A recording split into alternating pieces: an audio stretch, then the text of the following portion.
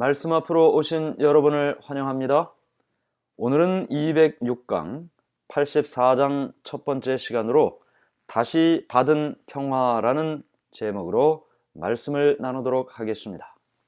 이 84장은 누가복음 24장 33절부터 48절, 요한복음 20장 19절부터 29절을 본문으로 말씀이 기록되어 있습니다.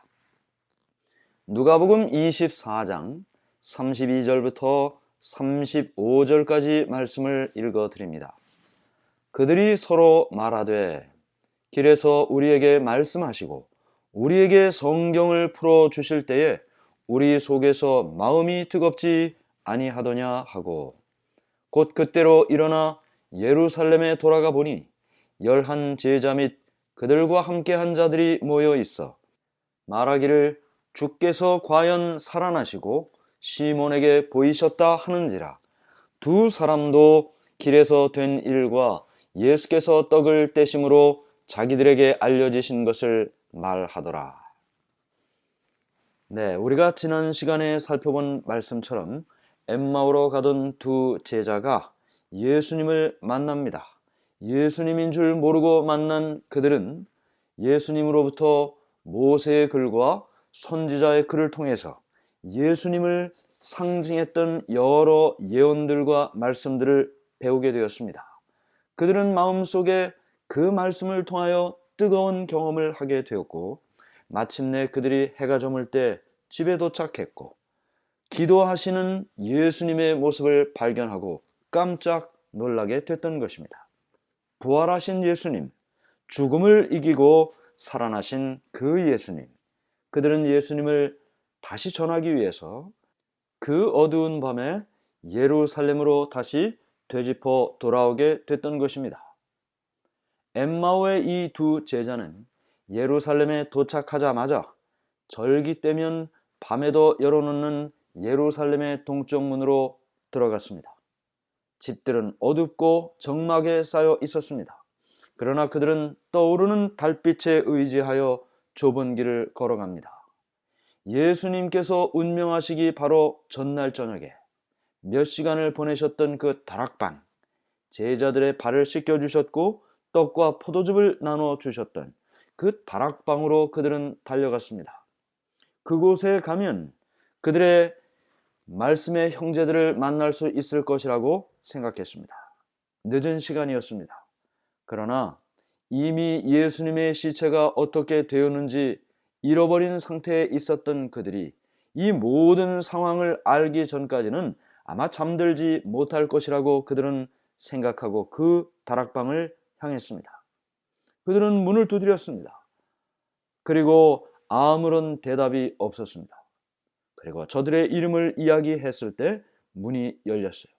두 사람이 들어갔지만 두 사람만 들어간 것이 아니었습니다. 부활하신 예수님께서 그들이 예루살렘으로 오는 길을 도와주셨다고 했죠. 열린 문으로 두 사람만 들어간 것이 아니고 예수님께서도 그 다락방 안으로 들어가셨던 것입니다. 이제 엠마오에서 돌아오는 이 두 제자들은 모든 제자들이 놀라운 흥분에 쌓여 있는 것을 발견합니다. 방 안에 있는 자들은 두렵고 의심과 혼란에 빠져 있는 것이 아니고 감사와 찬송을 돌리면서 주께서 과연 살아나시고 시몬에게 나타났다 하고 이야기를 했던 것입니다.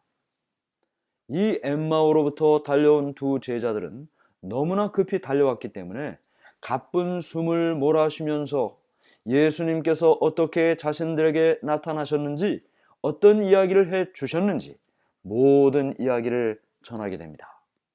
그런데 그들이 말을 마치자마자 어떤 사람들은 이렇게 이야기를 해요. 당신들이 이야기한 그 모든 말들이 사실이라면 얼마나 좋겠냐고. 믿지를 못하겠다는 말이죠. 그런데 바로 그때 엠마오로부터 돌아온 이 두 제자뿐만 아니라 아무런 발걸음 소리도 들리지 않았고 문이 다시 열리는 소리도 들리지 않았는데 한 음성이 들리기 시작했습니다.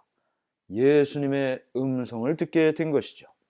누가복음 24장 36절부터 40절까지 말씀입니다.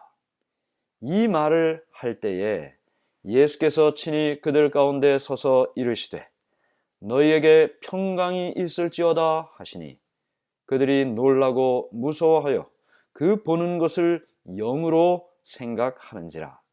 예수께서 이르시되 어찌하여 두려워하며 어찌하여 마음에 의심이 일어나느냐. 내 손과 발을 보고 나인 줄 알라. 또 나를 만져보라. 영은 살과 뼈가 없으되 너희 보는 바와 같이 나는 있느니라. 이 말씀을 하시고 손과 발을 보이시나.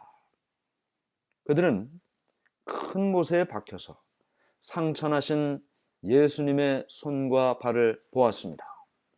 그들은 다른 사람의 음성이 아닌 바로 저희가 항상 듣던 예수님의 음성을 듣게 되었던 것입니다.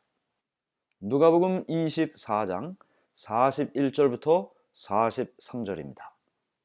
그들이 너무 기쁨으로 아직도 믿지 못하고 놀랍게 여길 때에 이르시되 여기 무슨 먹을 것이 있느냐 하시니 이에 구운 생선 한 토막을 드리니 받으사 그 앞에서 잡수시더라. 믿음과 기쁨이 불신을 대신했습니다. 말로 표현할 수 없는 기쁨으로 그들은 부활하신 예수님을 만나게 됐던 것입니다. 여러분 생각해 보십시오. 한 사람 한 사람을 만나 주셨던 예수님께서 이제 여러 제자들이 함께 모여 있는 그곳에 나타난 것입니다. 뿐만 아니라 이게 도대체 부활하신 예수님이 맞나? 아니 영으로만 이렇게 보이는 건가? 사람들이 혼란스럽게 생각했어요. 그런데 예수님께서 무슨 말씀을 주셨습니까? 먹을 것이 없냐고. 먹을 것을 찾는 것은 무엇입니까? 배가 고프다는 말이죠. 배가 고프다는 말은 이 육체의 본능입니다. 그러므로 예수님께서 부활하신 것은 육신의 모습으로 부활하셨다라는 사실을 우리가 알게 되는 것입니다. 예수님께서 부활하셔서 그들에게 말씀하셨습니다. 예수님이 탄생하셨을 때 어떤 일이 있었어요? 천사들이 말했죠. 땅에서는 기뻐하심을 입은 사람들 중에 평화로다. 예수님이 탄생하실 때 이 죄의 세상에 예수님으로 인하여 평화가 온다. 그렇게 이야기했습니다.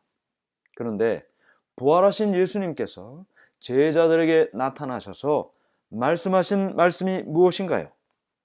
너희에게 평강이 있을지어다.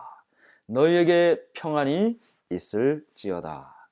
축복의 말씀으로 그들에게 말씀하셨습니다. 예수님께서는 항상 의심과 두려움에 사로잡혀 고민하고 괴로워하는 모든 사람들에게 평화를 말씀해 주시는 것입니다. 수고하고 무거운 짐진 자들아 다 내게로 오라. 내가 너희를 쉬게 하리라. 예수님을 통하여 참된 쉼과 평화가 이르러 오는 것입니다. 예수님은 우리가 예수님을 향해 마음의 문을 열기를 기다리십니다. 그리고 우리와 함께 거하기를 원하십니다. 계시록 3장 20절에도 볼지어다 내가 문 밖에 서서 두드리노니 누구든지 내 음성을 듣고 문을 열면 내가 그에게로 들어가 그로 더불어 먹고 그는 나로 더불어 먹으리라 하고 말씀하셨습니다. 예수님께서는 항상 우리와 함께 하기를 원하시는 것입니다. 우리에게 기쁨과 평화를 주시기를 원하시는 것입니다. 이렇게 예수님께서 부활하셨는데 예수님의 부활은 이미 우리가 지난 여러 시간을 통해 살펴본 것처럼 예수님 한 사람의 부활이 아니고 앞으로 하나님의 음성을 듣고 예수님의 음성을 듣고 무덤 속에서 일어날 모든 부활하는 사람들의 첫 번째 열매고 상징이 되는 것입니다. 부활하신 예수님의 얼굴, 그리고 태도, 그리고 음성은 모두 그 제자들에게는 너무나 익숙한 일들이었습니다. 예수님과 함께 언제나 같이 있었으니까요. 우리는 제자들이 예수님을 알아본 것처럼 우리의 부활한 사람들, 가족들을 알아보게 될 것입니다. 그들은 이 인간 세상에서 살 때 일그러진 모양으로 살고 병이 들어 수축한 가운데 살고 볼품이 없었다 할지라도 완전히 건강을 회복한 모습으로 부활하게 됩니다. 그들이 영광스럽게 건강한 몸으로 부활했을 때라도 그들은 여전히 저희의 원래 모습, 저희들의 성격, 저희들의 음성, 저희들의 태도, 모양 모두 다 똑같은 저희의 모습으로 부활하게 되는 것이죠. 그래서 그때에는 주님께서 우리를 아시는 것처럼 우리도 온전히 그 부활한 예수님을, 부활한 우리의 가족들을 알게 되는 것입니다.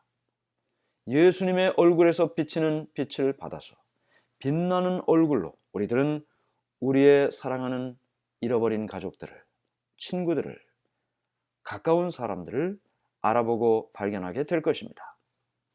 이제 이렇게 부활하신 예수님께서 무엇을 하셨는가? 예수님께서는 돌아가시기 전에 그들에게 하셨던 말씀, 곧 모세의 율법과 선지자의 글과 시편에 자기를 나타냈던 모든 것들이 이루어져야 되리라 라는 말씀을 제자들에게 기억나게 해 주셨습니다. 여기 누가복음 24장 44절부터 48절에 이렇게 기록하고 있습니다. 또 이르시되 내가 너희와 함께 있을 때에 너희에게 말한 바 곧 모세의 율법과 선지자의 글과 시편에 나를 가리켜 기록한 모든 것이 이루어져야 하리라 한 말이 이것이라 하시고 이에 그들의 마음을 열어 성경을 깨닫게 하시고 또 이르시되 이같이 그리스도가 고난을 받고 제3일에 죽은 자 가운데서 살아날 것과 또 그의 이름으로 죄사함을 받게 하는 회개가 예루살렘에서 시작하여 모든 족속에게 전파될 것이 기록되었으니 너희는 이 모든 일의 증인이라. 제자들은 예수님께서 부활하셔서 말씀하시는 그 성경의 말씀을 들으면서 그들이 앞으로 어떤 사업을 해야 할지, 얼마의 범위까지 그 일을 해야 할지를 깨닫기를 시작했습니다. 예수님께서는 그들에게 말씀을 위탁하시고 진리를 그들의 손에 맡기셨습니다. 그리고 그 말씀을 전 세계에 선포하도록 사명을 주셨습니다. 예수님의 생애에 일어났던 모든 일들, 그들이 다 보지 않았습니까?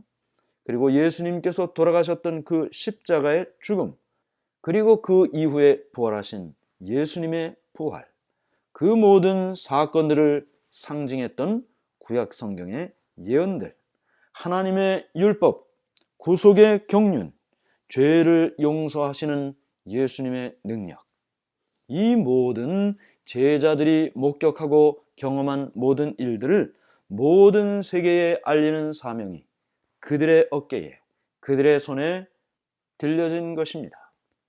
그들은 회개와 구주의 능력을 통한 평화와 구원의 복음을 선포해야만 했던 것입니다. 오늘 우리는 엠마오로 가던 두 제자가 예수님을 만나고 예루살렘으로 돌아와 다락방에서 제자들을 만났을 때 그들이 부활하신 주님을 이야기하고 있던 장면을 보았습니다.